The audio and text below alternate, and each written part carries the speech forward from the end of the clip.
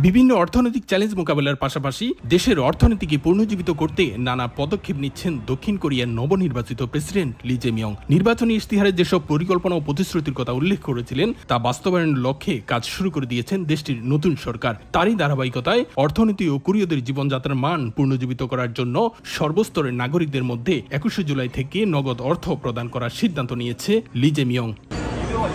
ব্যক্তির আয় এবং বসবাসের অঞ্চলের উপর নির্ভর করে নাগরিকদের সর্বনিম্ন 1,50,000 ওয়ান থেকে সর্বোচ্চ 4,50,000 ওয়ান প্রদান করা হবে। ক্রয় বিক্রয়ে অর্থনৈতিক মন্দায় এমন সিদ্ধান্ত দেশীয় বাজার অর্থনীতি আরও উন্নত হবে বলে মনে করেন নাগরিকরা।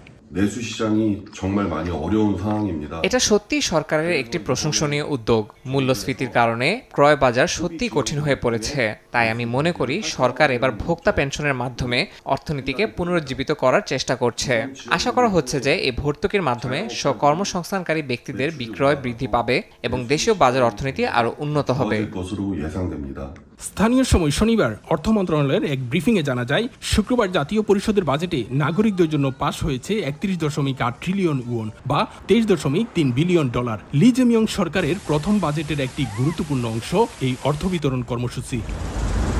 আয়ের স্তরের উপর ভিত্তি করে অতিরিক্ত অর্থ প্রদান করা হবে। এছাড়া দারিদ্র্য পীড়িত পরিবার এবং একক পরিবার সহ যেসব এলাকায় জনসংখ্যা কম সেসব অঞ্চলে ব্যক্তিরা অতিরিক্ত অর্থ পাবেন। এইসব অর্থের কুপন বিভিন্ন শপিং মল থেকে শুরু করে ছোট বড় দোকানে ব্যবহার করতে পারবেন বাসিন্দারা।